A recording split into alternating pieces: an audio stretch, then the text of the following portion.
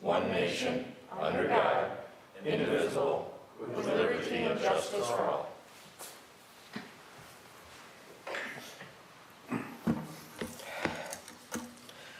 Reading from the book of Psalm 24. Who shall ascend the hill of the Lord? And who shall stand in his holy place? Those who have clean hands and pure hearts, who do not lift up their souls to what is false, and do not swear deceitfully. They will receive blessing from the Lord and vindication from the God of their salvation. Loving eternal Father, you are above all powers, above all kingdoms, above all nature and created things. Yet you care for the least among us. Even a sparrow will not fall on the ground without your notice. We pray for your guidance at this council, so that we may take decisions that is right in your sight. In Jesus' name, amen. Amen.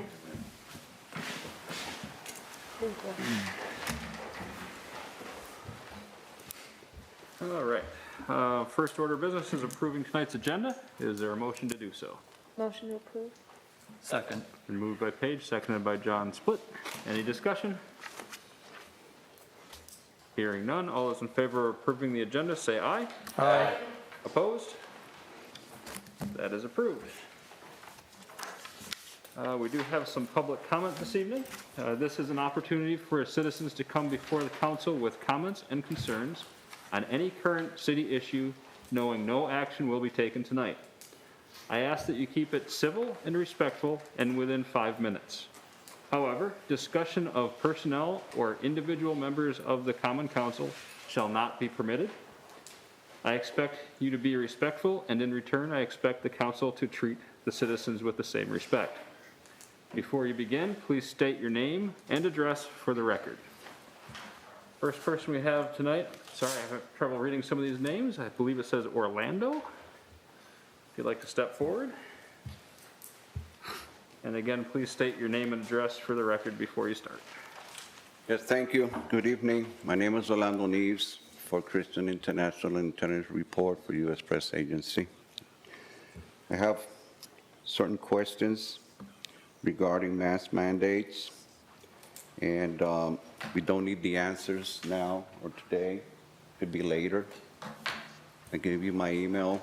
It's orlandonives@rocketmail.com. I would appreciate any answer regarding these questions we have and comments. Sincerely held religious belief as an exemption. Although the instruction is to notify the city employee in charge of the building upon entering the building. And I quote, employees who are unable to wear face coverings due to physical or mental health conditions or disability or because of sincerely held religious beliefs should notify their department head. Members of the public who wish to enter a city building or facility with those restrictions or beliefs should similarly notify the city employee in charge of the building or facility upon entering that building or facility. This policy does not apply to children under age 2. Members of the public who refuse to follow this directive will not be permitted to enter the city building or facility, will be asked to leave the building or facility. The city will make reasonable arrangements to facilitate the conduct of city business with members of the public who do not comply with this directive. Questions? Is this a policy or a city ordinance? Is this policy verbiage? Can you define for me what and who determines intellectual disability? What about people with intellectual ability? Can they also be exempt from this policy? What happens if I don't comply with this policy? What happens if I do not comply with being asked to leave the building for not complying with this policy?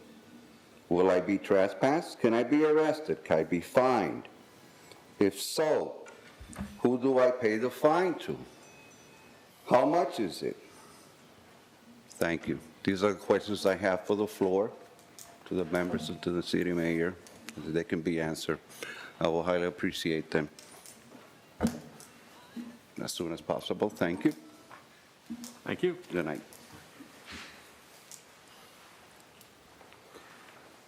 All right, next we have Rob W. Good evening, ladies and gentlemen.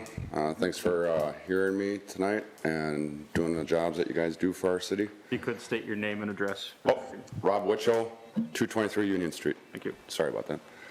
So I'll just kind of keep it brief because this is all decided upon and voted upon last week. Sadly, I did not know that this was happening. But with this implementation of the mandate, my question is how are you going to accommodate those that have the religious restrictions and or medical issues and or simply do not want to wear a mask per the mandate?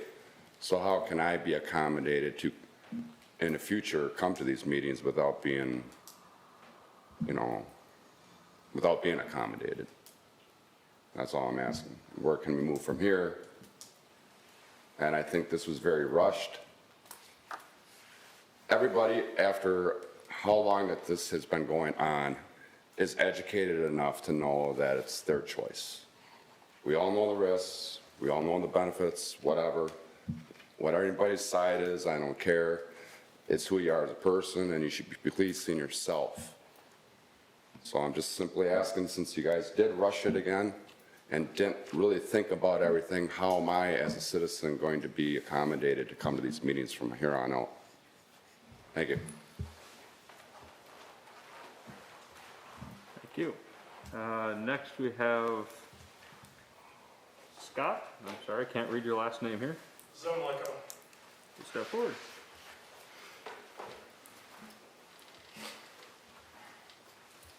Well, my name is Scott Zemlicka. I live at N7847 County Road E, just outside of Ripon.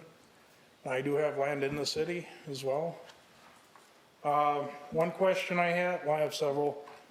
The graph that was used in September 14th meeting, that was used to support the approval of this policy, why was that not included in the September 14th agenda packet and not supplied in the September 14th minutes published? Where did the graph come from? Where can I find it? What test? And what test is used to determine the new COVID cases in Ripon?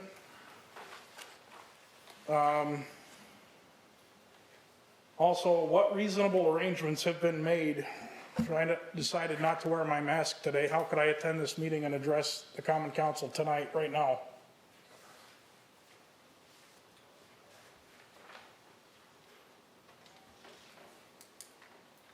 We're here to listen to your questions, but we're not going to answer them at this time. Okay. All right. That's all I have. Thank you. Thank you. And last we have Rob Reynolds, Reynolds.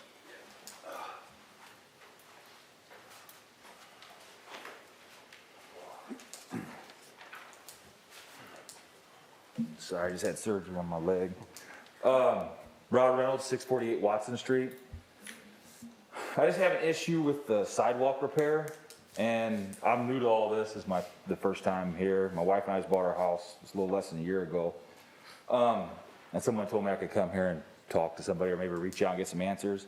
I have some before and after photos that are kind of concerning to me.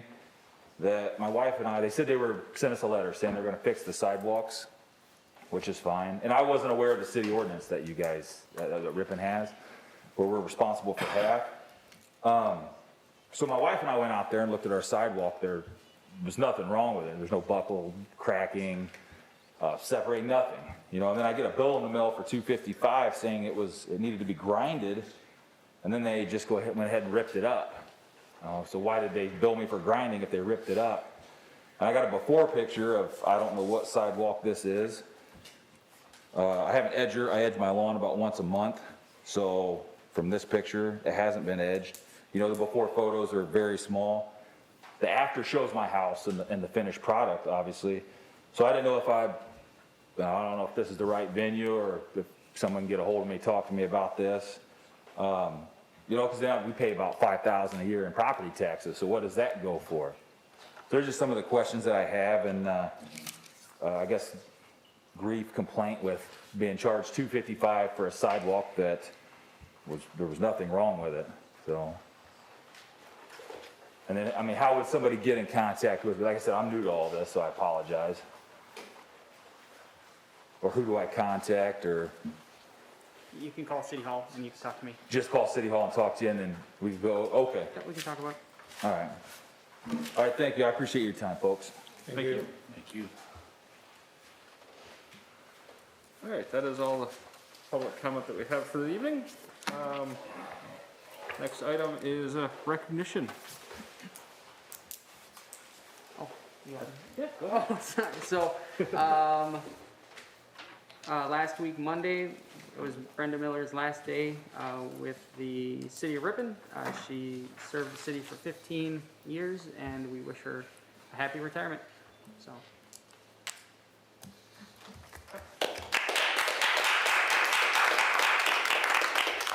Thank you, Brenda.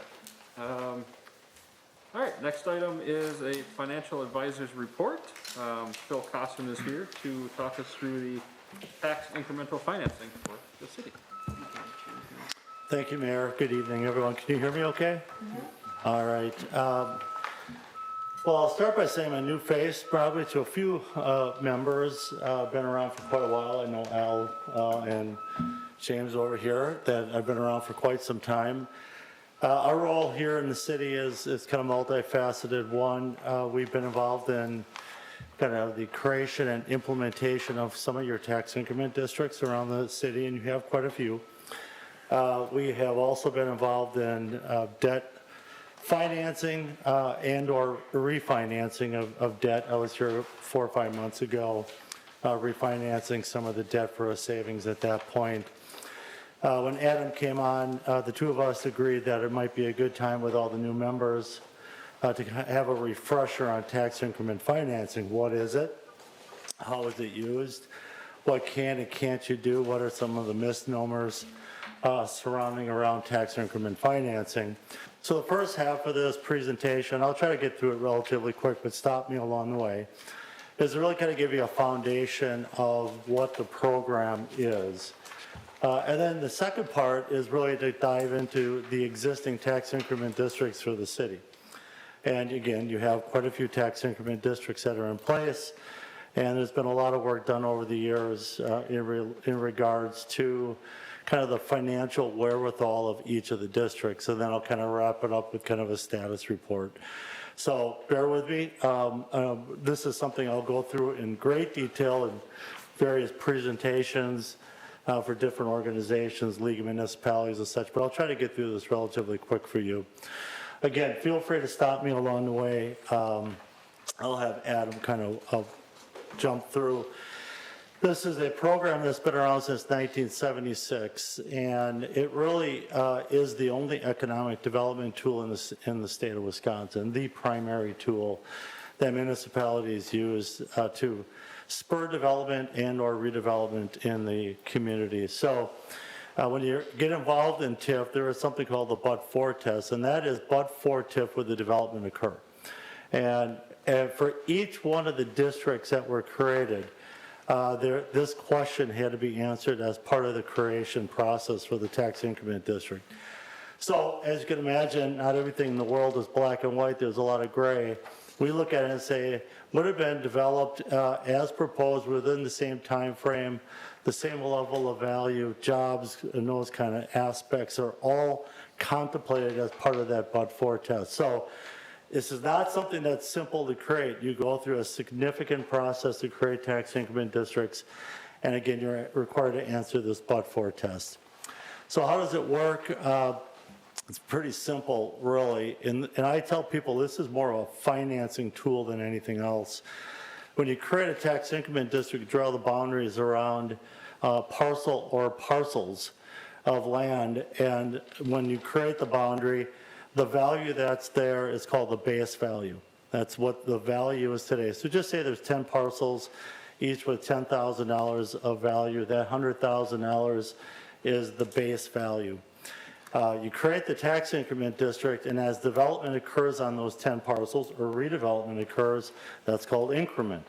The difference between the 100,000 base value and whatever it grows to is increment. The base value, the first 100,000, gets shared with the school, county, technical college, and the city. You all get the piece of the pie. The increment, whatever grows above that, stays entirely with the city. That's the power of TIF. It's the incremental tax above and beyond what you would have received that you then can use to reinvest into the community, provide incentives, etc. So that's really the power of TIF. Tax rate's exactly the same. That does not change. It's what happens to the money once it's collected and how it gets distributed. So there's a lot of different tests that are tied to it. I'm not going to spend a lot of time on this, but the first test is what's called the 12% test. Once you're above 12%, and 12% is how much value in the city is within the boundaries of all the tax increment districts combined. You're at 14.85%. And what that tells you is you're TIF'd out, meaning you cannot create a new district, and you can't amend the boundaries of an existing district until you close out district to fall below the 12%. Now, being above the 12% is not a problem. It just means you are out of the TIF game, right? You can't create new ones. So if a large development comes forward between now and when you close out the next district, you won't be able to react to that unless it's within the boundaries of an existing district. There's a lot of different types of TIFs that can be created. I won't go through all of them, but as you can imagine, a program that's been set up since 1976 gets tweaked by the legislature on a biennial basis, and there's all kinds of rules and regulations tied to each one of these types of districts that are created. So there's a lot of tests that have to be met. But right now, you're TIF'd out. There's a lot of, again, each type of district has a different life cycle, how long you can spend the money. All those factors tie back to the type of district that have been created. I'll talk about your districts and how they fit within these models in a little bit. So go to the next slide. So a lot of the questions that we get a lot of times, what are eligible costs? What can you do within a tax increment district? What can be paid out of that? Remember that increment I talked about, the value above the base. What can you use that money for? Well, you can use it as long as it's defined in a TID project plan for public works projects, financing costs, property acquisition. You can write down the cost of property for a developer, professional service costs, administrative costs, as long as they tie back directly to the tax increment district, relocation costs, organizational costs, utility infrastructure. You have to prorate it to make sure that the infrastructure is only, if it's serving a larger area than TIF, then you have to prorate it. Cash grants to developers and or businesses, you have a few of those. Environmental remediation, and then you could do projects that are within a half mile of the boundary of the district as long as it's, again, defined in the project plan, and it affects directly the tax increment district. An example of that would be you create an industrial park. You draw the boundaries around the industrial park, but there's a major road coming in, and the truck traffic is eating up that major road. That project, fixing that road, even though it's outside the boundaries, could be paid for with TID dollars. So there are exceptions. What can't you spend the money on? It's a small list, but it's an important one. You cannot construct, expand administrative, police, community, recreational, library, or school buildings. So public buildings, put them aside, can't be paid for with TIF. Cost of constructing or expanding facilities, if similar facilities are normally financed with user fees. So if you have a treatment plant that you're going to pay for the expansion with user fees, you can't just dip into the TID fund to replace that. General expenses not related to the TID, and then There are some exceptions here, but newly platted residential, unless it's a mixed-use district, cannot be paid for as well. Quickly, boundaries, you create the boundary, and that, you're not done. You have the ability to amend the boundaries up to 4 times. Again, unless you are TIF'd out, which right now the city is. You can always add or subtract property, again, if you meet that criteria. And you can do project plan amendments where you just add project costs to it and not affect the boundaries. And you could do that even if you're above the 12% test. So you have the ability within these districts that you have outstanding to add project costs if you choose to, and make them eligible to be paid out of the TIF fund as opposed to the general fund or the water or sewer utilities. Next slide, please. So some questions that are asked often is TIF a tax break? Well, keep in mind what I said earlier is TIF, if you're a property owner in a tax increment district and you're a property owner out of the tax increment district, the tax rate is exactly the same. It's when the money is collected, how is it distributed, what portion stays with the city versus what portion gets distributed to all the taxing jurisdictions. So there isn't a direct benefit to a property owner by being in a tax increment district. If a TIF is a TIF only for blight elimination, well, you've used that in some cases in Ripon, but it's also used for industrial development, commercial development, residential development, other purposes as well. So it could be used for a lot of different purposes. Does the TIF change the zoning for property? Not automatically, but in many cases, you can imagine if you're doing a downtown redevelopment type project, maybe it does. Maybe it's going from a commercial use to a residential use or something like that. And finally, does it make it easier for municipality to use eminent domain? No. That's a different statutory process that you have to go through to actually take an individual's or a business property, and this does not change that process. So why do you get involved in this program? Well, there's a lot of things. As you're well aware, you're under levy limits. In the state of Wisconsin, every municipality under 2,000 people are within levy limit restrictions. And for good or bad, growth is how you grow a budget. I mean, net new construction is how you're able to increase the budget for a community under levy limits. And that's really one of the main ways you can grow a budget. You've got to grow. And growth inside a TIF or outside of a TIF is treated the same. So wherever you get the growth, it's certainly helpful. So communities want to foster economic development and redevelopment, money coming back into the community for different purposes. They want to add or enhance property values. And quite frankly, developers want to make a profit. Not saying that you should enrich them by being in a TIF, but most developers, and I know most of them in Wisconsin, know what TIF is, they know how TIF works, and they know what your next door neighbor is going to offer. And so it's part of being in the game, quite frankly, and you still have to always do your due diligence. You need to make sure that you actually are testing the developer's pro forma to make sure there's truly a gap that needs to be plugged with any type of incentive. And again, you have to answer that but-for clause. Can they do it on their own? That has to be answered. So what is an incentive provided? You've kind of done a little bit of everything in the city. Some cases you borrow the money up front, kind of becoming an equity partner. Other cases you have a pay-go, meaning they get money only if they're successful. And then there's the option of actually the developer finances everything and then gets reimbursed out of that increment that's generated. Different ways that you can finance projects through TIF.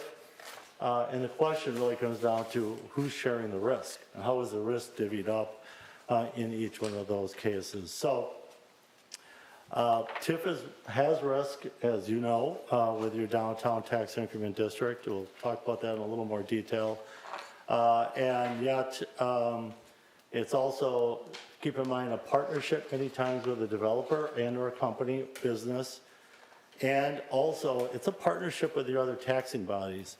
The school, county, and technical college are all foregoing taxes on that incremental portion for the life of the district. which could be up to 27 years.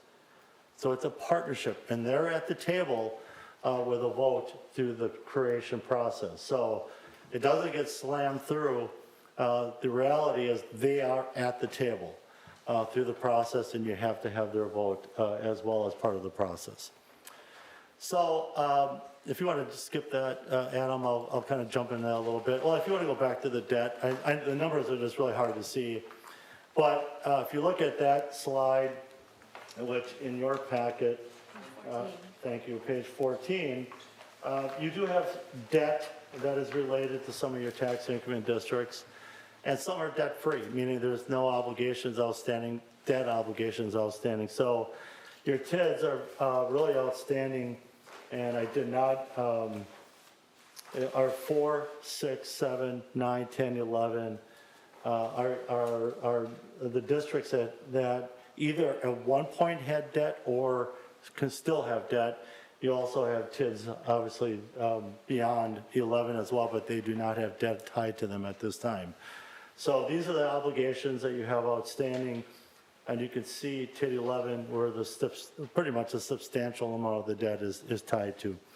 So one of the things that we were asked to do is analyze each one of the districts, and I did a very quick bullet point of each one. In the back is a detailed cash flow for each one as well. So some of the key assumptions I used to be consistent from one district to another, I used a flat equalized tax rate. TIF is in the equalized world and not the assessed world. So if you think about property value, most people think assessed. What's my assessed value?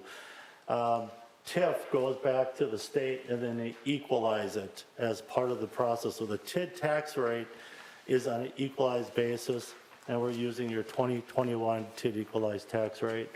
We projected no new development in any of the tax increment districts. What we're showing you right now is just what's there. No major future expenses in any of the districts. I know there will be, and no future amendments as part of this. We've taken the existing incremental value as reported by the Department of Revenue on 8/15/21, and we kind of carried that forward with your administrative costs and kind of the annual costs that get tied back to the tax increment district. Like you have an annual filing fee with the state and some of those kind of things. So we've tied those all back to the tax increment district. So one thing to report before I jump into this too far is that TIDs number 4, 5, and 6 all have the ability to share revenue with TID 11. And that didn't happen just kind of wave the magic wand and we're going to share revenue to bail out 11. The reality is we had to go back to the taxing jurisdictions, school, county, technical college, go through an amendment process and get their vote to allow for this to occur. Your school district, county, and technical college have been great to work with. They've been a really good partner in regards to TIF with the city. So 4, 6, and 7 all share revenue, available revenue with TID number 11. So TID 4, quickly I'll go through each one of these.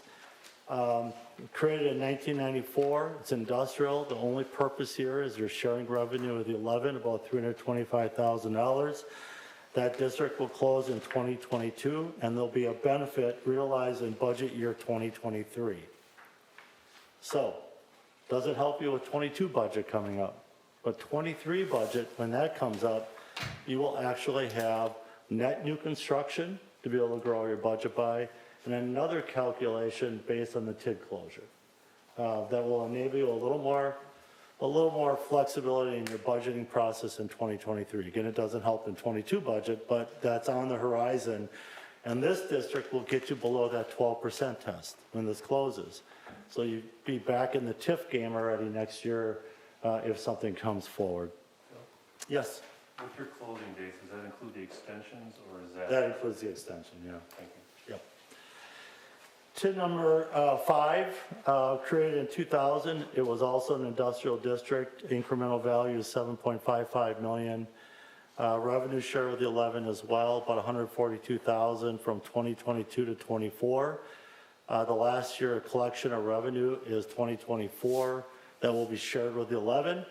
And again, the benefit will be in budget year 25. So you see another little bump in your levy adjustment in budget year 2025 when TID 5 closes out. TID 6 was a mixed-use district created in '05.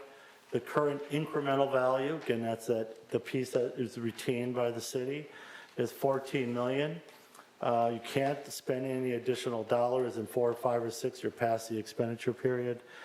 Again, your revenue sharing with 11, approximately $250,000 a year through 2026, which is the year you're going to close out, and which will benefit budget year 2027.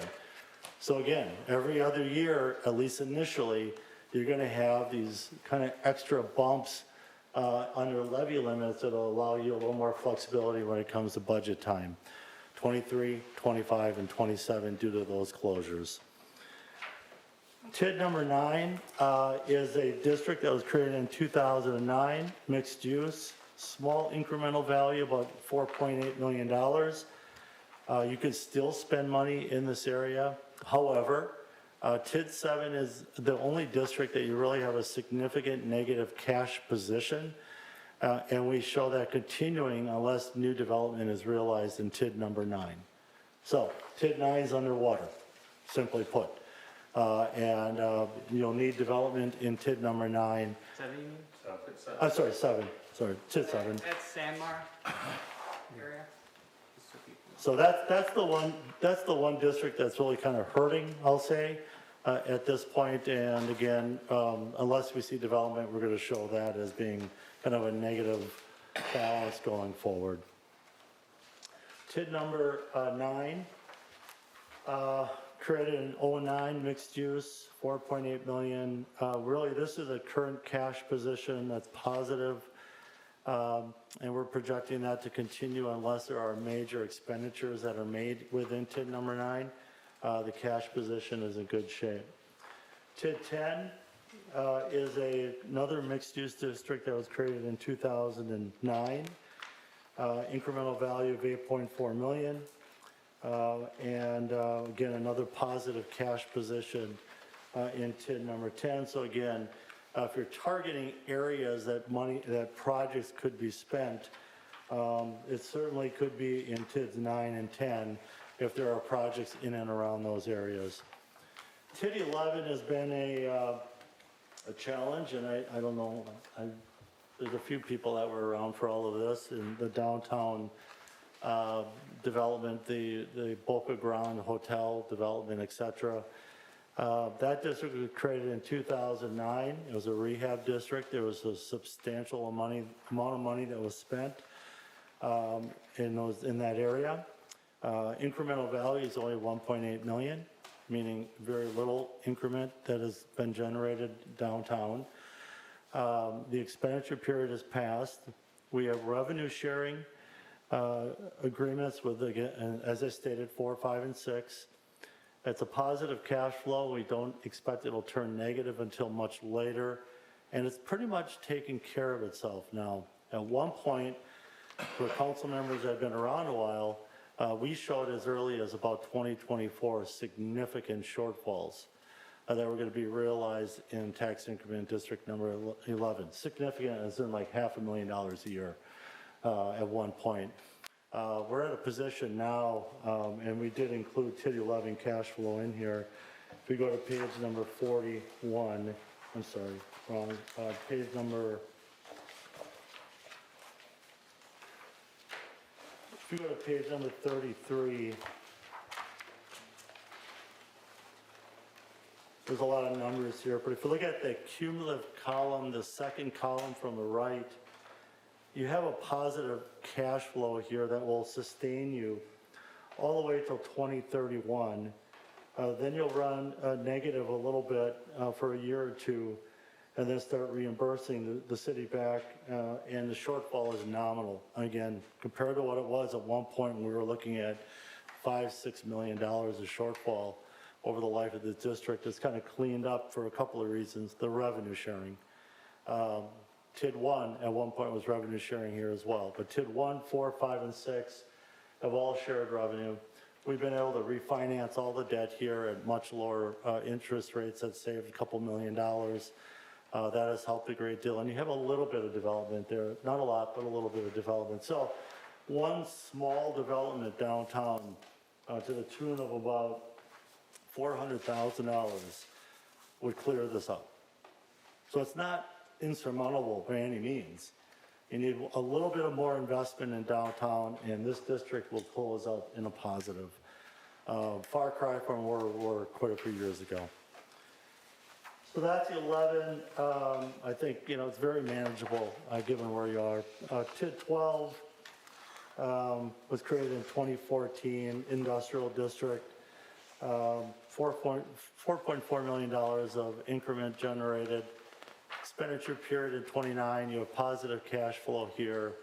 And again, this would be another district you could look at as another area that if there are expenditures around that area, that could be looked at as well.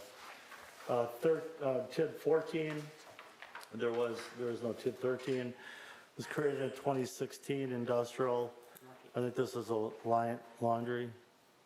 14, yeah. Yeah, 11.8 million in value, positive cash flow. They're doing very well. Expect that to be in a positive cash position going forward. And 15 is a district that was created in 2017. Small incremental value. There's a lot of life here. It's a rehab district up to 27 years.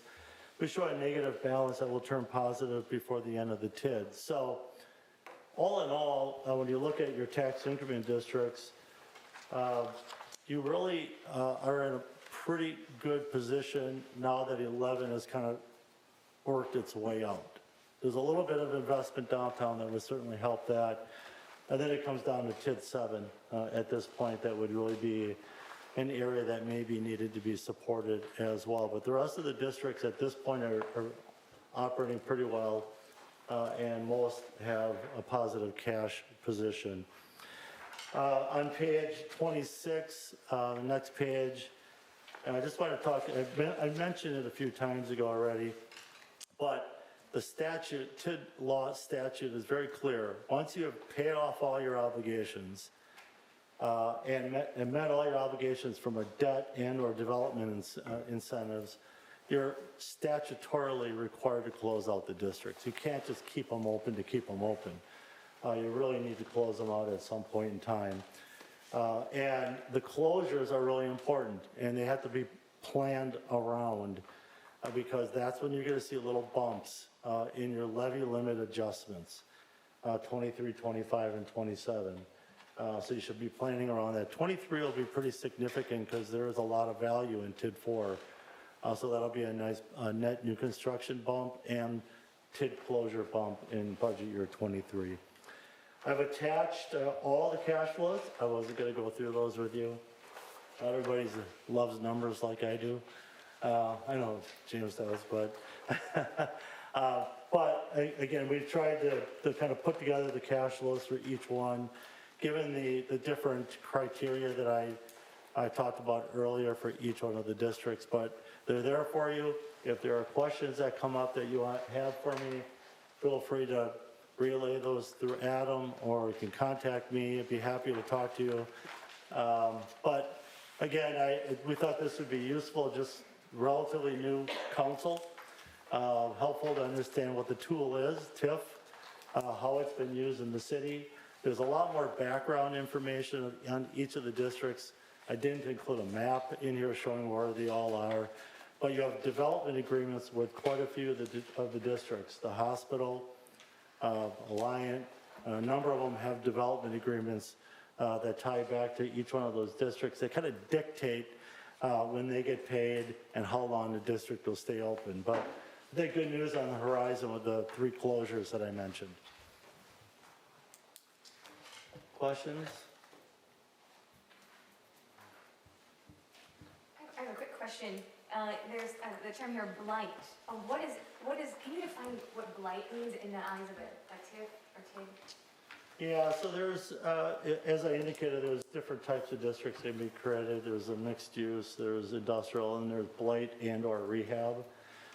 So blight would, in the statutes, there's a blight reference that's about a paragraph long that deals with everything from structures that are dilapidated, which are logical, but it could be something like inadequate public infrastructure to support the area. It could be something like having multiple property owners in an area that needs to be redeveloped. There's a number of different definitions of blight. Typically, if possible, we avoid creating blight districts because, and prefer rehab districts, because in either case, you have to send a letter out to every property owner within the district, blight or rehab.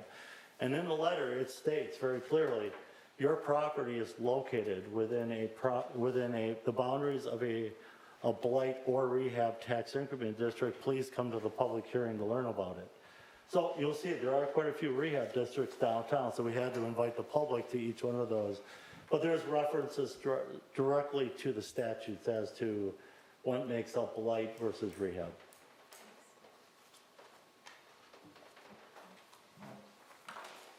I have one other question no one else does, and that would be, you said that TID 7 may need some support.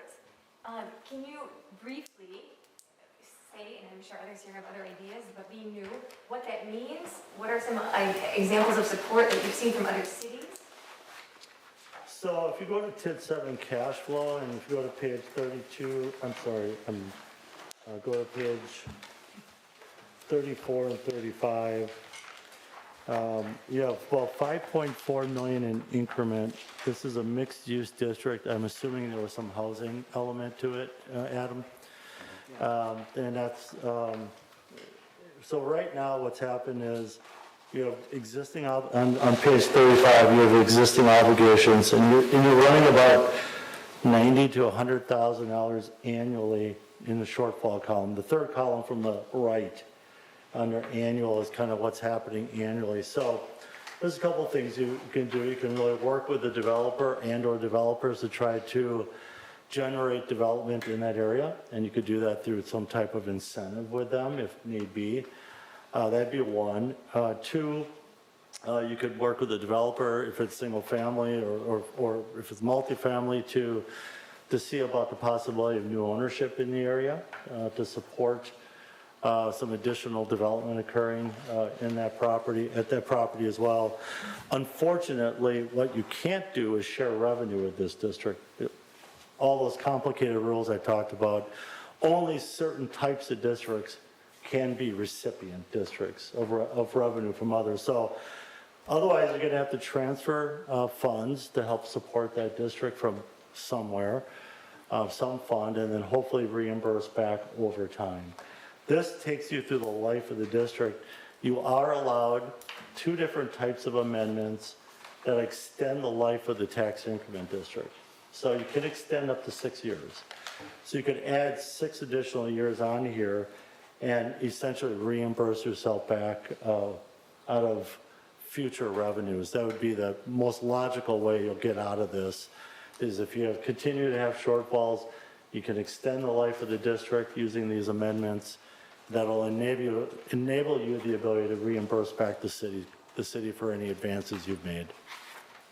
So, and just to be clear too, this is the Sandmar tip. Some of the residential components of that have not taken off, I think, like we had hoped or expected. We hope that there are some houses that get built there. Yes, this year there were 2 houses added this past year. The developer out there, one of the things we do is he pays a penalty for any shortfall in tax increment that he has promised he would make. So every year he pays a significant amount of money. And then we do currently incentivize out there at a greater rate the Ripon Build program, which we'll have to look at in the future, kind of continuing and targeting in that, because there's been a sliding scale downward where I think it's sort of like if you build a house this past year, it would have been like $17,000 or $18,000 versus just 10, and then next year that drops down a lower because we're getting less increment off of that over time.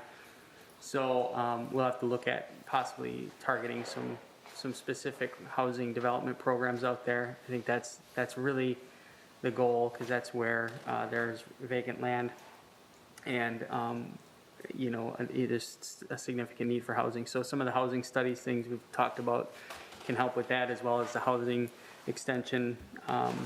So there's a few things we can do out there yet to keep that going. And it's been a struggle. I mean, it has been. You have a developer that's paying us, you know, an increment shortfall, but then building spec homes and getting an incentive right back around to build that house. It's just not panned out the way I think everybody envisioned or hoped for, but I think there's still things we can do and incentivize it, so. And then just a comment, if everybody looks through here, you can see that the state, there's a negative adjustment by, put in all the pro formas. You can see, I believe, from the negative adjustment from the equalized value, that you can see in each pro forma, you know, what that did in each increment, for each increment. And in some districts, very limited, but in others, we will see, you know, considerable reduction, you know, in the tens of thousands of dollars for those districts. And that's what I was talking about a couple months back. And that's not necessarily a TID breaker for some of these. It's not that, you know, because we've been benefiting from probably an inflated cost or an inflated value for a while. But it brings us back to sort of reality, and with that comes less increment coming in, and that's sort of in higher hands. But I wanted to bring Phil in, so thank you for coming, and you know, I just feel we can use some of these to our advantage a little bit more to do projects in the coming years, and then in the, you know, next couple years start looking at other areas. Okay, thank you. Thank you. Thank you. Thanks, Phil. All right. Moving on to our first action item then. First item is payment request for Vermont Street Parkway Terrace reconstruction. This payment request is for $474,260.48. Staff and MSA recommend approval.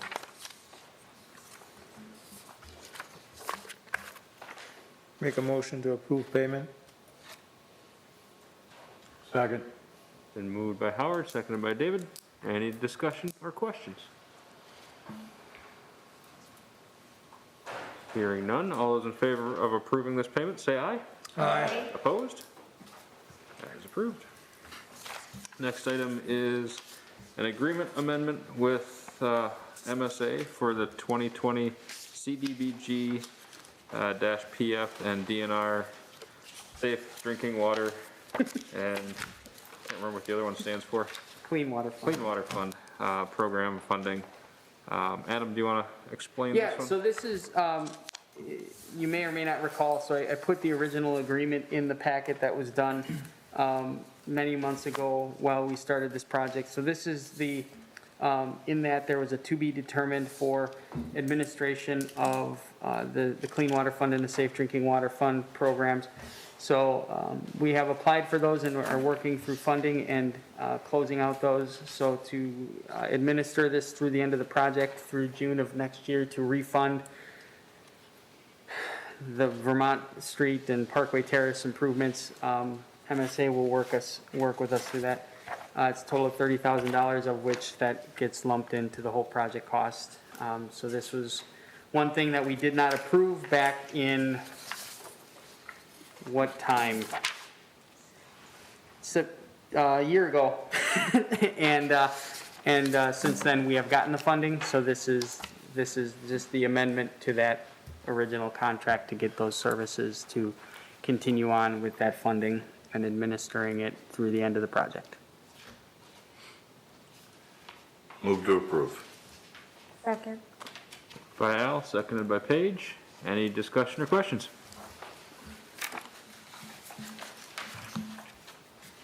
Hearing none, all those in favor of this agreement amendment, say aye. Aye. Opposed? That is approved. Next is a review of the City of Ripon ward map. It is redistricting time for the state. And is it the county that sent this one to us, I believe? Yeah, so we're kind of on a timeline here that is dictated by the county. So ahead of the next meeting, I believe is October 12th, the next common council meeting, there will be a resolution to adopt the city wards and redistricting based on the previous year's census.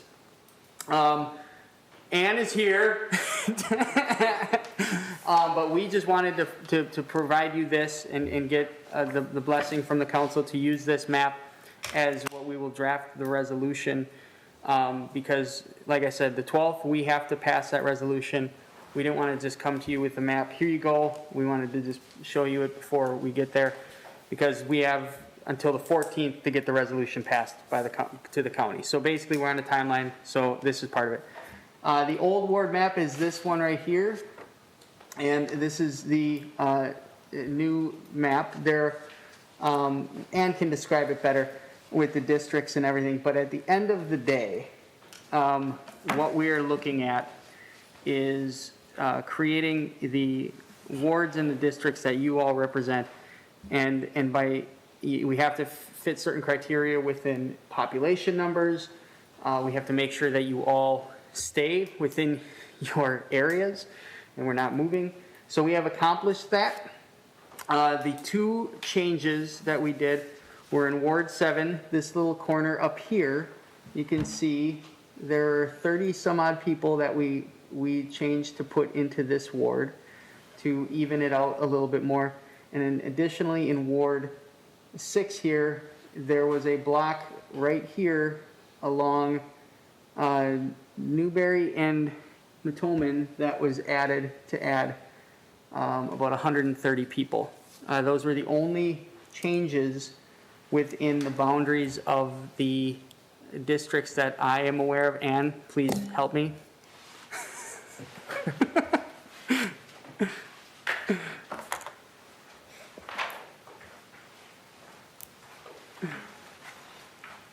The only other change that was made was by the county with the county supervisory districts.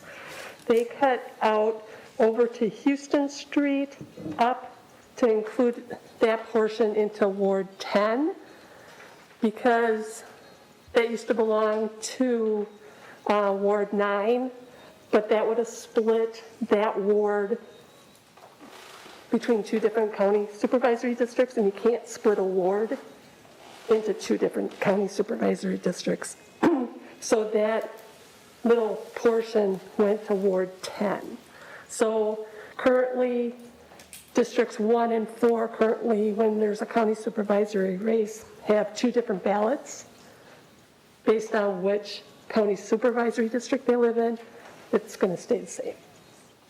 It's just that the county had to jimmy that line a little bit to get it into their correct county supervisory districts.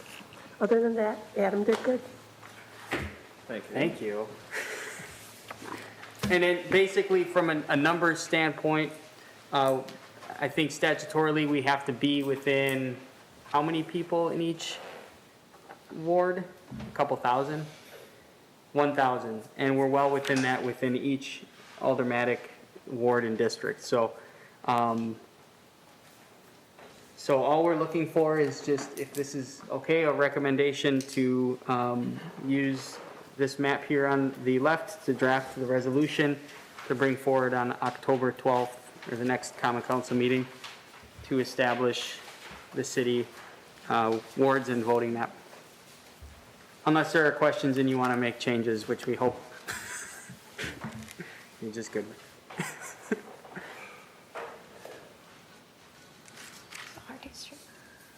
Can you remind me, so specifically what districts are being a little bit altered here?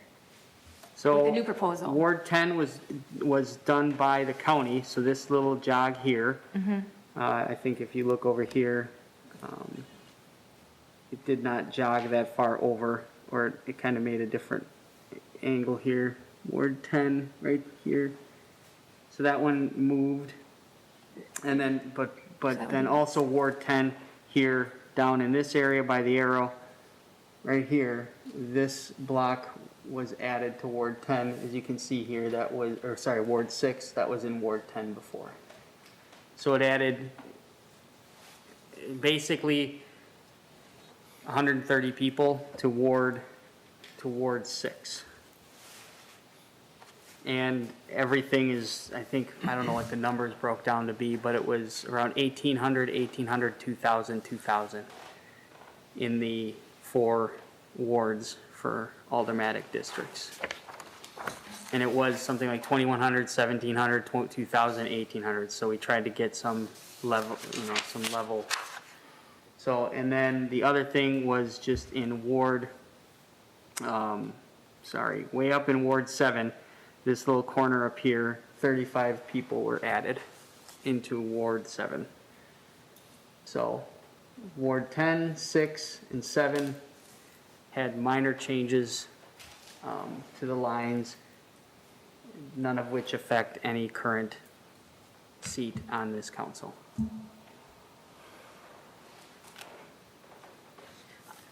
I will just state that I know it has to probably be this way because of population and how this has to work out, but there are so many people that do not understand what district they're voting in. And I wish maybe that as we change this, maybe we could do something for the paper or something that we help get that information out, obviously right before elections too. And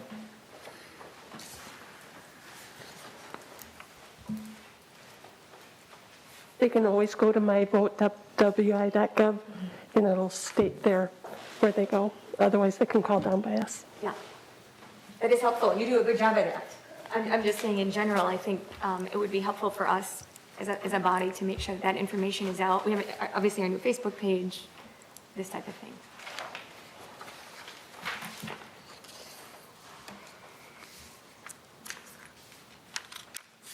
That's it. Unless there are any questions. all right. Any questions, or would anyone like to make a motion to use this to draft the resolution for the next meeting? So moved. Second. Any questions or further discussion?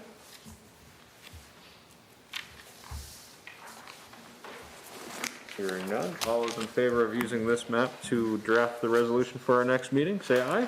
Aye. Opposed? As approved. All right, last action item tonight is resolution authorizing execution of the Department of Natural Resources Principal Forgiven Financial Assistance Agreement. Adam. This has taken way too long because of the DNR to get to you all, but I'm happy that it's finally here. You have in front of you a resolution for $100,000 through the Safe Drinking Water Loan Program. It's financial assistance to fund the city's private lead service line replacement program. So this is a little late in the game. We're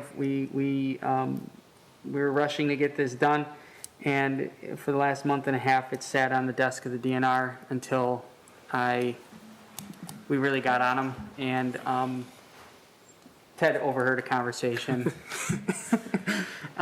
So we have $100,000 that's been awarded to us this year.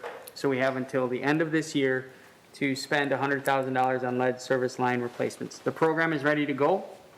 It is on the city's website under the Water Utility Department. You can look at this up at home. You can download the full program. You can download applications. We have it all ready to go. Basically, residents can go to this, they can read about it, and the first thing we ask they do is apply. And they get it's up to $5,000 to replace. We have then, to confirm that they do indeed have lead.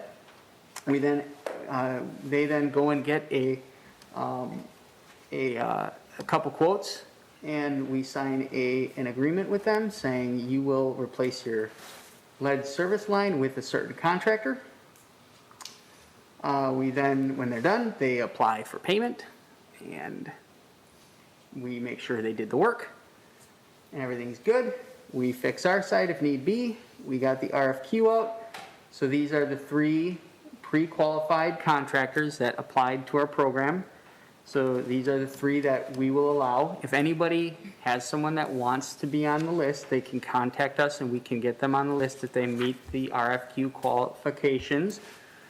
And at any time, we can update this list. So if somebody didn't see it or wants to get on, they just need to contact myself or Jeremy down at the utility department. Here's the ordinance that we did, and it's as simple as that, I hope.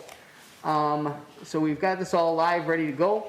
The resolution just accepts the funds so we can start accepting applications and start trying to get some lead removed yet this year. We will reapply again next year for the program. Funds unfortunately do not roll over. That is something that we were not made aware of.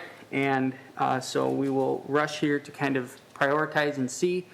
We'll also post this online in the coming days to get it out there. And hopefully the paper can say something about this as well to get the word out. But at $100,000, at $5,000 max, you're looking at 20, which is, about a quarter.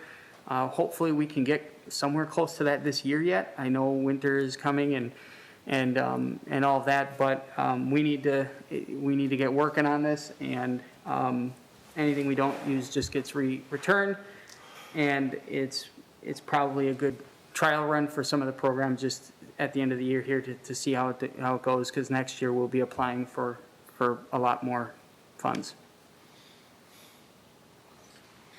That's all I have. Billy? No, correct me if I'm wrong, we know what addresses have current lead pipes, correct? We have an idea.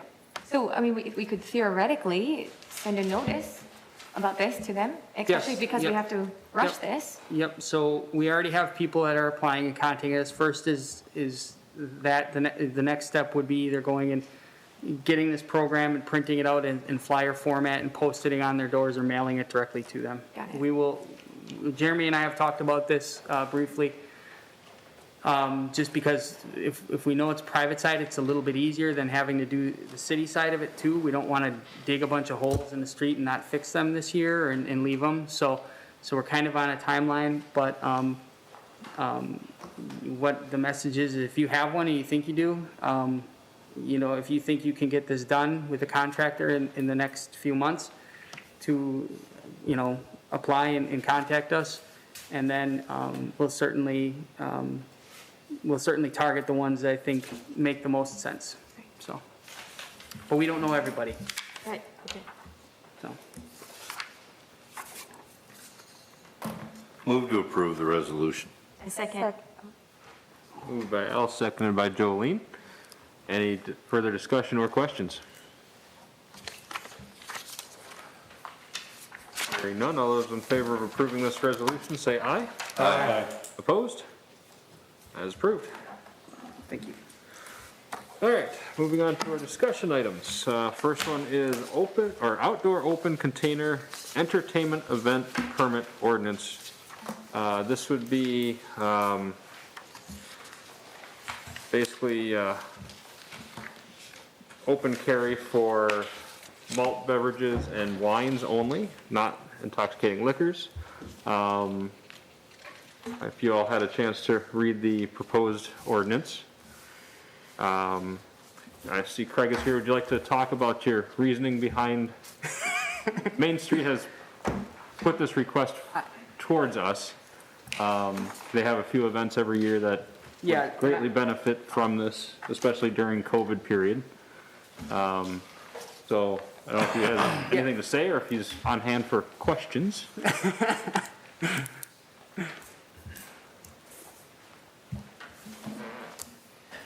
Good evening. I'm Craig T-Bond, Ripon's downtown manager. I know we've all met at some point over the past, but basically basically, we've been looking at, and I've been traveling to other communities around the state, just seeing how, like, what they're doing, what's working, what's not working.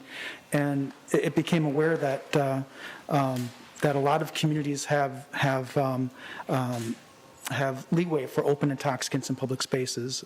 One of the more significant ones is downtown Stevens Point. So after I got back at a Main Street meeting, board meeting, we had some conversation with Chief Wallner and with Adam, and they were able to chat with their counterparts in Stevens Point, and basically came to the understanding that that may not be right for us. So Adam was able to find a document from Watertown that's event specific, that seems to be maybe fit Ripon a little bit better. So one of the things that we struggle with is, particularly the last couple of years with Wine Walk, we have roughly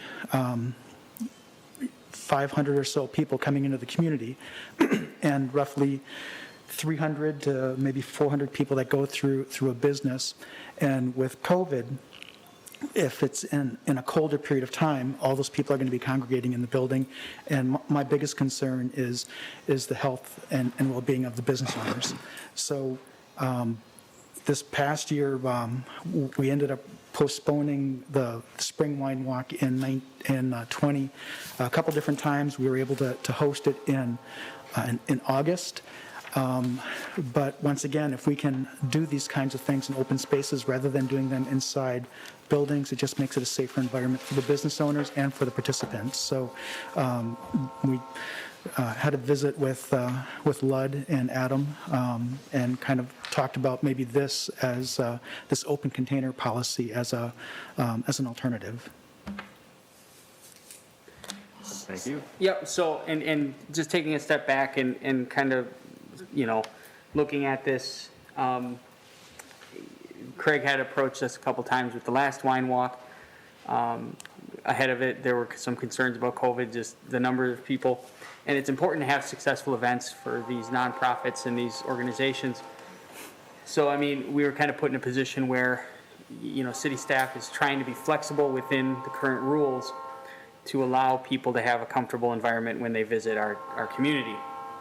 And so that was kind of the main driving force behind trying to get something on paper, because instead of just having the police department turn a blind eye to somebody maybe on the sidewalk outside of a store during the wine walk with an open glass of wine, let's get something on paper that maybe we can get behind to allow this. So looking at various examples throughout the state of Wisconsin, I looked at this. This is an example from Watertown that has been changed to fit some of our needs. It was very comprehensive in nature. I'm not going to speak for Lud, but he has reviewed generally all of this, and I think this is a step where we are already doing things, allowing people to use outdoor public spaces for consumption. We're already doing that in the downtown. This is kind of the next step in the water to about knee level. This isn't going all the way in and allowing people to have open intoxicants all the time.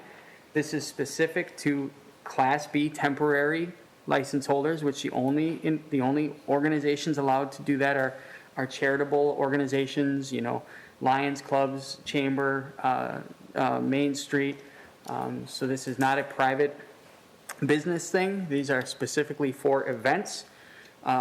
This ordinance defines what is an outdoor container. It defines the areas in which someone can consume. It defines the controls that need to be put in place for the event. So this is not to be a free-for-all. There is a stipulation that there has to be a 1-to-1 ratio of alcohol serving locations to non-alcohol serving locations. So it's a very comprehensive and I think well thought out ordinance to sort of provide these events. So we're talking wine walk, Septemberfest, concerts on the square, Ripon Fest, things like that. Parameters to come to the council to establish the parameters to consume alcohol in a fashion on public property. it addresses liability concerns and basically does a better job than what we're currently doing. Like for Ripon Fest, I believe we're just sort of allowing it to happen. We're just kind of approving, at the park, this area. This does, I think, a better job of putting a reasonable, expectation and setting the parameters up for what we expect someone to come forward with, and then the council issues the approval. So for a wine walk, for example, which one is coming up in November, we wanted to bring this forward to see if there's any appetite from the council, any discussion, to see if we could, have this approved by that wine walk and allow individuals participating to walk from location to location with a glass of wine for a 4-hour period downtown. And that's kind of the thought behind this. Like I said, September Fest, currently we're allowing them to consume just at the Village Green. The concert's on the square, just at the Village Green. If somebody steps out into the road, that becomes not allowed.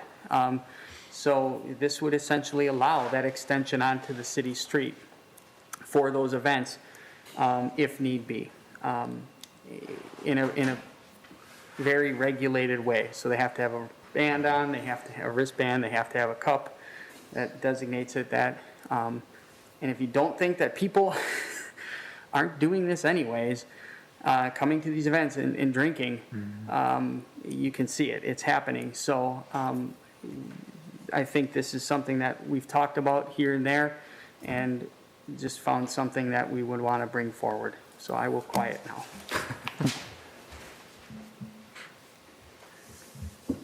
Well, as a business that does participate in the wine walk, it's kind of disturbing to watch, and no offense, mostly the ladies having to pound that wine that they've got before they can go out the door. That's worse than someone walking and sipping. Yes. So in that aspect, it would be advantageous for us to look at doing this.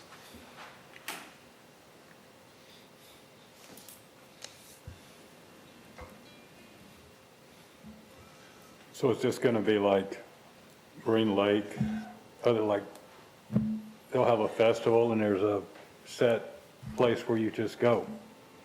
I mean, pretty much everyone around here is doing it but us, from what I see. Yeah. We're basically just looking to do what the other communities are doing.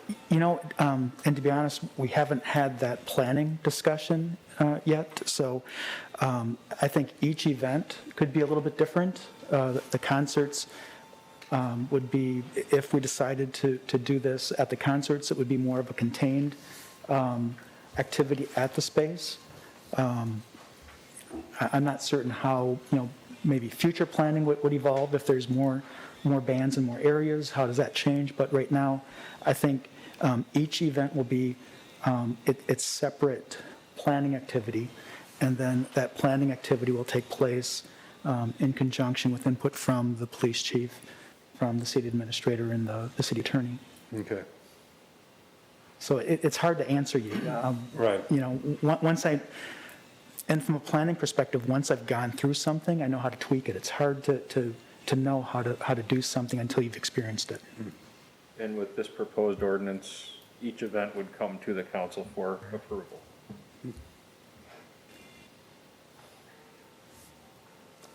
I think, excuse me, I think it's a great idea, and my only question is how quick can we make it an action item? The next meeting, we Okay. could have it. Can we and put then- that on and the then- agenda And then the then? following meeting would be the first application. So, once it's published, so we, we had talked about this, there's one coming up. So we could do this. We know this is a bit of a subject that's been brought up before. So we wanted to just not surprise you once again with it. We wanted input before we bring it to you in full, format to vote on. So we could get it done in time for their event. Okay, good, thank you. Jim, did you have a question? Yeah, I think we just got to be careful when we make comments like every other city's doing this, and every other city can do whatever they want. Any park, any municipality can go downtown and have a party. That's reckless. We don't know, without specific reasoning to what your point is with talking to Stevens Point, Watertown, specific ordinances that are in place. So it's not just that they can just do it. There's specific ordinances or specific things they have to apply for, a license, a Class B temporary license. They may have certain restrictions in these other municipalities. So I've heard this argument before with people saying, well, every other city can do it. But there are lots of rules in those other cities as well. There's other ordinances, there's other resolutions, there's other parts of their permits they have to apply for. So I just have to be very careful when we say everybody else is doing it. Because I've been other places and there's restrictions, there's wristbands, there's confined space you had to be in. So to say anybody can do anything in some of these other parks, just be careful of those terminologies. And then I had a question for Chief, if he wanted to speak on this or not. Did you have anything you want to add or any concerns or? No, I think, the enforcement of our open intoxicants has been an issue at these events in the past.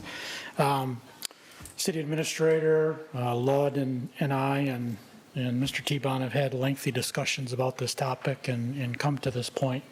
I think one of the important things to recognize here too, as you look at that ordinance, is there's a heavy onus on the applicant here.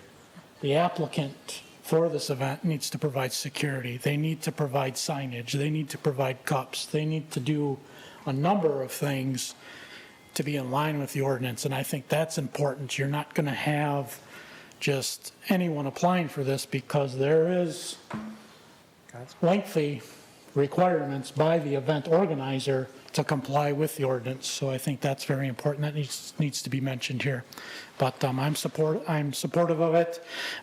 Again, have had lengthy discussions with city administrator and city attorney, and I think this is a better place for us to be at than how we're currently handling this situation. It gives us a guideline. It gives us specific things to follow here that really help with enforcement and quite frankly, as a police department, we want to see successful, events happening in the city, and we don't want to be the bad guys when it comes to those. So whatever we can do to facilitate that within a lawful manner to control things like underage drinking or opportunity, I think this ordinance does that. I do have one question for you on the security. Short of hiring Ripon Police Department or auxiliary sheriffs, what constitutes security? Does it have to be a licensed firm or any requirements? Nope, I think in the ordinance it says that they have to be identifiable. So they could probably have members of their own as long as they're some type of identifiable, if I'm correct, if I'm recalling correctly in there. It's got some language specific to that, but I don't think there's any set requirement on what those have to be. Traditionally, I know Craig has used in the past with the concerts in the summer, he's used the Fond du Lac County Auxiliary, the Sheriff's Department Auxiliary, specialized deputies for that, just because of our staffing issues a lot of times. It can be economically more feasible for him to go that route than it can to hire our officers on the overtime. Would you agree with that? Yes. Thank you. Sure. You're right, Chief.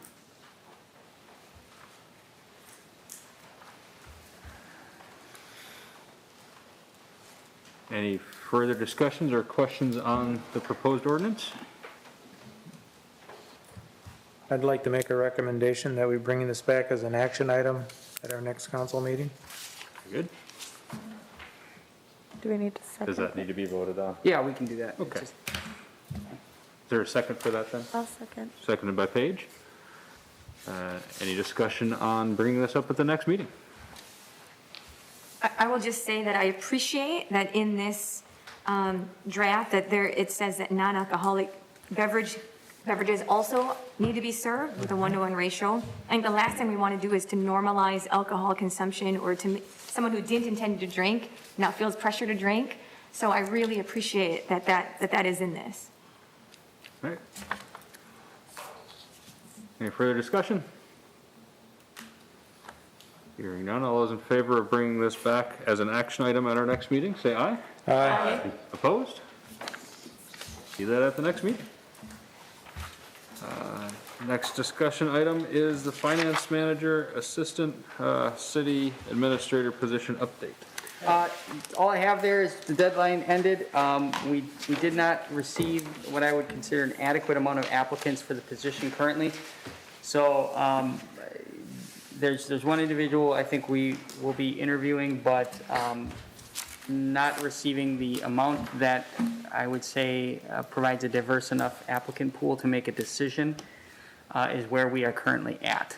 And, we advertised it in multiple locations and multiple websites, and, in the field of local government administration, finance, and general, work, and on our website, on social media. So I think, we are sort of at a point where, a $75,000 to $85,000 per year job asking for what we're asking for is probably not attractive enough to get a larger application pool. On top of, I think it's just an interesting time for hiring in general. I think that's part of it. So, my honest opinion is we need to reevaluate the recruitment tools, including the pay, compensation, and repost it for a period of time to try to get a more diverse pool of applicants. That is my opinion. Like I said, we're at $75,000 to $85,000 per year, and that got us 2 applicants, which I find to be very light for that kind of position and that kind of dollar amount. But I think we are at a point where we're not in the range for the qualifications we need. That's what I think it comes down to. Jim? I know I had a conversation with Envision Greater Fond du Lac 2 weeks ago, 3 weeks ago. New program, worker relocation incentive program. Yep. I believe you looked into that a little bit. Yep, so. Can you go over that a little bit with Yep. council and how that might help in the search and how that works? So one of the things that we see out there, it's just kind of common, is incentives for sign-on bonuses and things like that. The Fond du Lac County worker relocation incentive program just launched. Basically, what happens is if a employer in the county employs somebody and they relocate from outside of the county to Fond du Lac County, they will offer up to a $15,000, they can offer up to a $15,000 relocation incentive. If that employee is working and living in Fond du Lac County for a period of 1 year, so it starts on that day of when they both work and live in Fond du Lac County. A year after that, Fond du Lac County will reimburse the employer up to 50% or up to $7,500. This position, this is off. You can't see. Sorry. Any municipal employees are not exempt from that, correct? Any employer? Any employer in the county, so if you are interested or have an employer, that's a shout out for this program. It just launched. But we are eligible for this program. You can go to Envision Greater Fond du Lac. It's got all the information. Yes, I did check. Municipalities are considered an eligible employer. And really what this comes down to is from a location standpoint and everything, if we have somebody that, wants to has to relocate, assisting them with that, I think is an important component to this. So this program could be used in coordination with others to help maybe attract somebody from outside the area. And we could put our own stipulations on the program to say, to be eligible for this payment, you have to live within the city. And I think that makes a heck of a lot of sense for just about every position we're recruiting for, if this is eligible, or if we have this program available to us. It's a new program. I think it's something we can add to the package that would make some sense. Maybe get somebody that may not be from the area to look at it, as well as possibly a sign-on bonus. And then my other thoughts are honestly flexible work schedule and being able to if they don't want to, quite frankly, if you don't want to, move, or you can't, or you want to commute, and flexible scheduling with this position is something that I am 100% in support of. Not saying they never come to the office, but it is one that we could work somebody on working from home part-time as well. That is where we are at with this position, folks. We need to get creative because whether it's pay or commute or whatever, we did not attract nearly the candidate pool that we should have. So if we gave you direction to work with Blood to draft a relocation incentive, and we brought that to the October meeting, you'd be happy with that and help you out possibly? Yeah, that's helpful, yeah. So, we can do that. Do you want a motion for that, or just direction, or what would you like?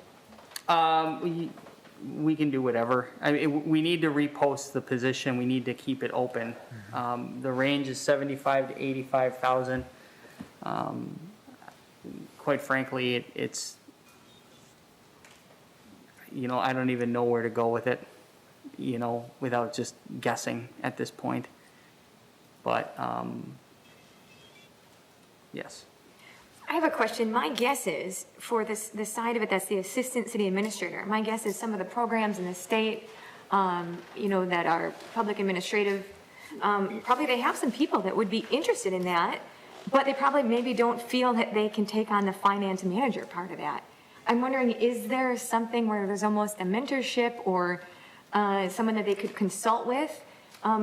Because maybe my guess is from the finance manager, we're not at the level that we need to pay for someone who's a good finance manager, but for someone that's looking at that assistant city administrator and is willing to learn, maybe we haven't really presented in a way that we say we're open to you and we have some tools to help mentor you. I don't know. I think, generally speaking, we sort of, with this position, by combining these two things, it's really the finance director or finance manager part of it is the main component. The assistant city administrator, yes, you don't have to have be a CPA to do this job. And that's not a requirement of this job, but it certainly helps in the position. And we could, if we get to a point where we have an applicant that may not be strong in a financial background, we have an auditor that we can call and a CPA we can call, and they will answer our call. And, so that's not as important, and it may grow less important. But if we want a CPA, if we want that financial background, we're going to have to pay for it. And then the assistant city administrator role is kind of that second part. To do it the other way would create some challenges, I think, but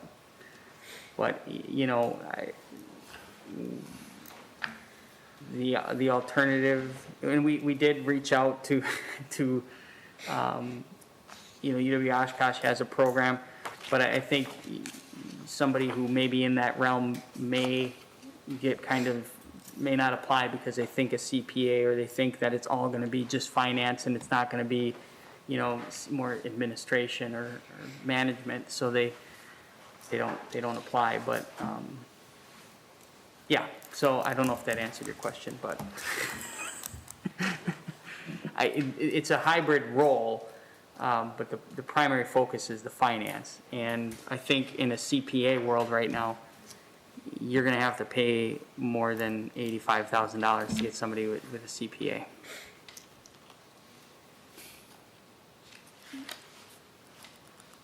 I guess I'll make a motion for you to repost the position and to work with legal to draft a relocation incentive policy to go along with it.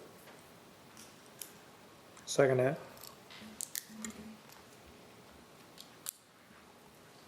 I just have a comment. If we get to a point where we're talking about raising the rate that we're actually gonna pay them, I guess I'd like to see a little more on paper of what the temp is doing now that isn't happening, that would be happening with the permanent employee, to understand what you're actually getting for that extra benefit. If that makes sense. Because we're functioning now with the temp, right? And we were functioning previously with someone. So I'd just like to understand that more. So just from your council packet perspective, you have about a fifth of what you normally would for a financial report. But I mean, is that okay? I mean, that's really my, like. Is that okay? If we're raising 15,000 more, versus what exists now, you know, is our packet okay? Is it worth that extra that we're gonna be paying them? And maybe it is, I'd just like to understand that more, I don't. So the alternative is we hire someone and then we pay a CPA to do some of the extra work that's falling through the cracks if that person's not qualified to do that work. There are things that are starting to fall between the cracks already, a month out. You know, literally all Daniela has been doing is the 2022 budget. That's it. At 20 to 25 hours a week. Okay, so financial reporting, bank recs, journal entries, they're not getting done right now. That's the honesty. And is it worth more money? I guess we'll see. But there are things falling through the cracks because we have put ourselves in a situation where literally one person did all of this stuff. We can get away from that, and we may be forced to based on the applicant pool. But the individual doing the work now has been focused on the budget strictly because it had to be, like I've said, rebuilt, which we have to talk about anyway. So what is acceptable? I think from the public sector, financial management controls and reporting is paramount. Tax dollars, everything. We gave you a check registry. We should be providing you an up-to-date, ACH report, a year-to-date budget report. On top of then, department heads rely on all this information, and then it gets audited. And that audit determines a few important things for us. And if we don't have our stuff together, that audit doesn't go as smoothly, and we get kind of in trouble for that kind of stuff. So, there are creative ways I think we could work through this, but trying to find someone that kind of has the skill set and is still, I think, worthwhile at this point. We can get by for a little bit longer, but, we, quite frankly, I mean, if we don't have somebody within the next 2-3 months, it's not going to be pretty for our audit. So that's kind of it all out on the line, but, I get it. I mean, Daniela has been doing strictly the budget. That's all she's focused on. So everything else in the job description has not been done. Ann and Karen have picked up some slack, but there are just things that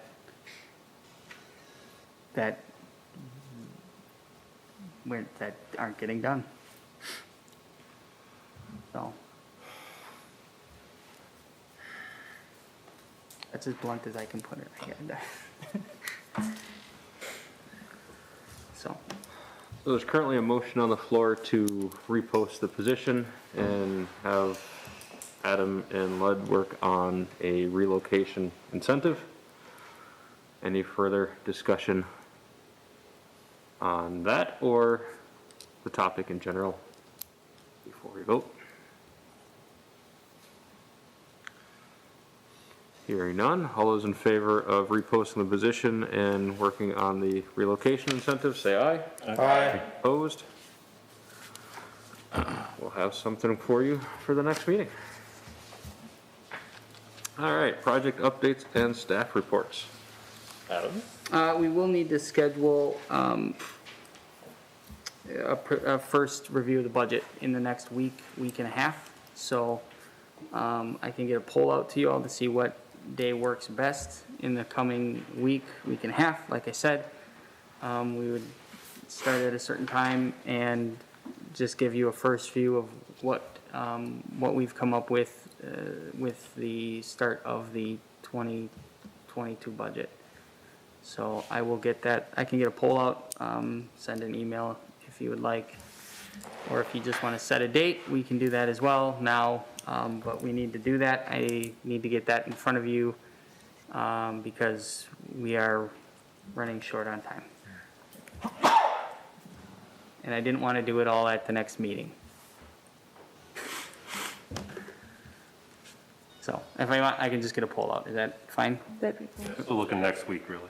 Next weekish, yeah. Well, Tuesday, we have the city fire district meeting, so that knocks that out, because 3 of us will be calling for that, 4, sorry. Forgot, sorry. Jeff. So Monday, I forgot Wednesday, you were here. Sorry. I Monday, apologize. Wednesday, or Thursday, or Friday. Friday wouldn't work. I'm kidding. So, if we have to push it to the following week, we have a council meeting, I think, that week. 12. Yep.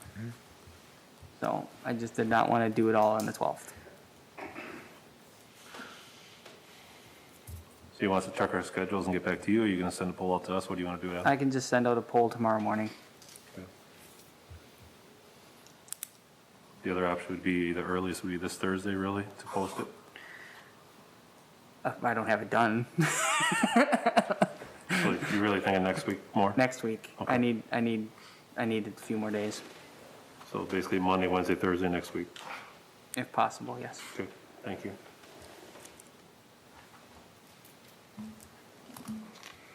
Anything else? No. All right. Public Works? Nothing here. Nothing?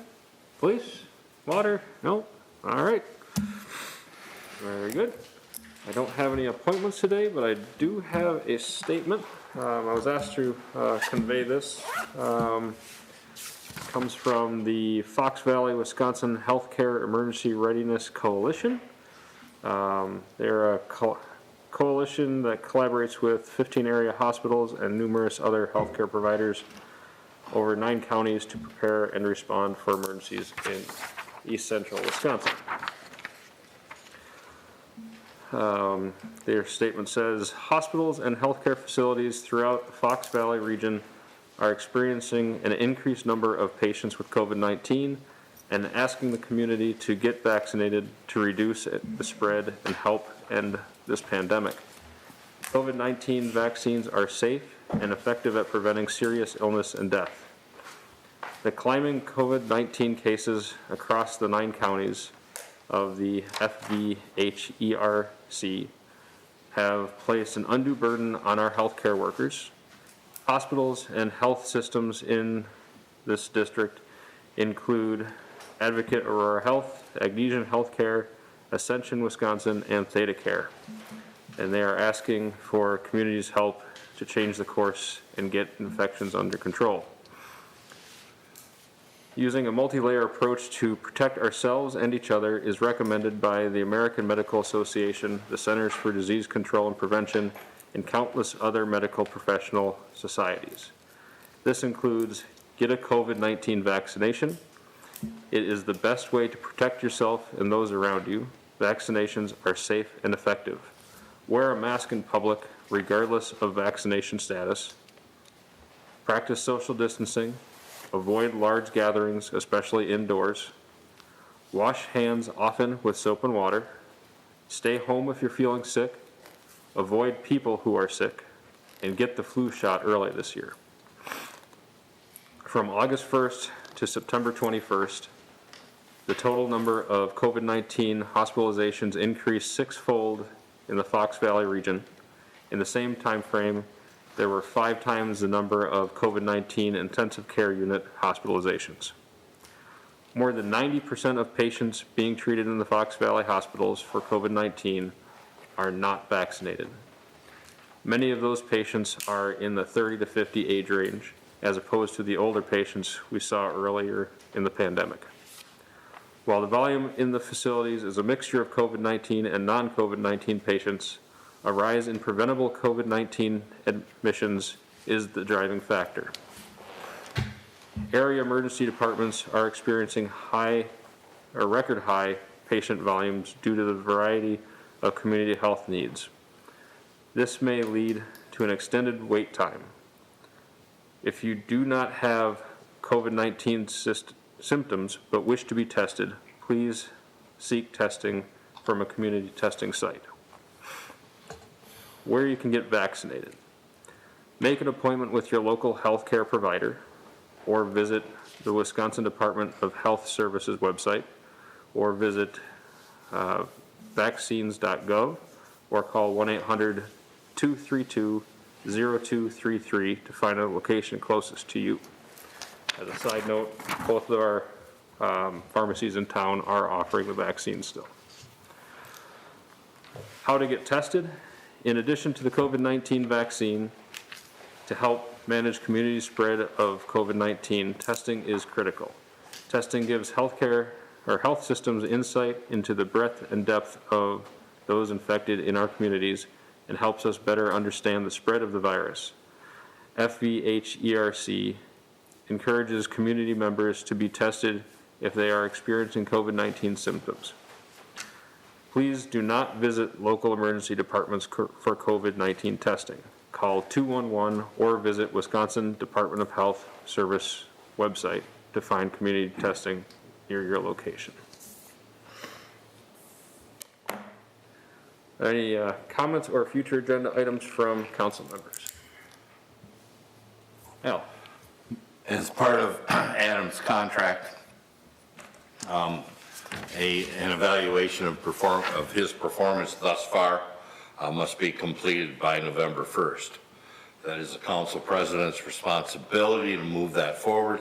And so in the next week or so, you will receive a short questionnaire that I would ask each of you to fill out and return to me electronically. I will compile all the information, and then we will have a brief discussion as a council on the last meeting in October, and then a short discussion with Adam based on the input that we have. So I believe the survey will have 3 questions, 3 or 4 questions, and then we can have a discussion with Adam and let him know how he's doing.